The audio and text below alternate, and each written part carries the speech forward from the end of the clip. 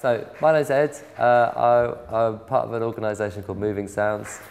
We run environmental education projects with young people, well, all kinds of projects with young people, using music, theatre, performance, games, sort of creative ways of exploring some of these pretty heavy issues, but just trying to bring it to life, having loads of fun.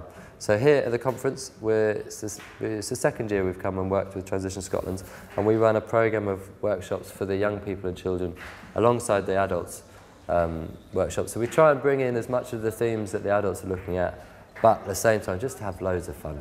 In fact, while working here, we've got quite a lot of younger children as well, so we've not been getting too heavy about the issues, and just been playing loads of games, playing music, and today we're working on creating a performance that we're going to show to the adults at the end of the day.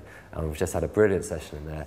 The young people are just getting really excited about the idea of bees and pollination, and so we're putting something nice together.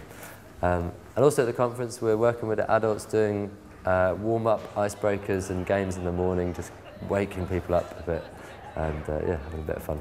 So I think Transition is doing a fantastic job in terms of engaging communities and working with the people involved. But there's a real need to connect more with the young people, and particularly the teenagers, who,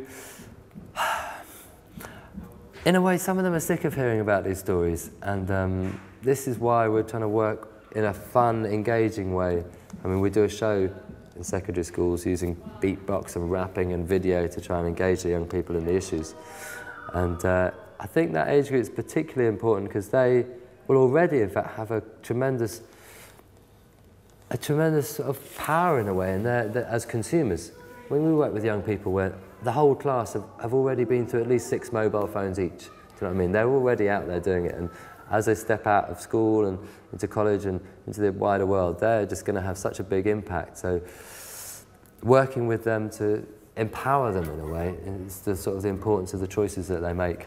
And that's a big motivation in our work. To be honest, 5 years ago, I remember going into a school, the group of year 9s, that's about 14-year-olds, and none of them had heard of climate change. And that just blew me away. But now, it's much more, it's out there, you know, it's part of the curriculum, if probably generally presented in quite a dull sort of way.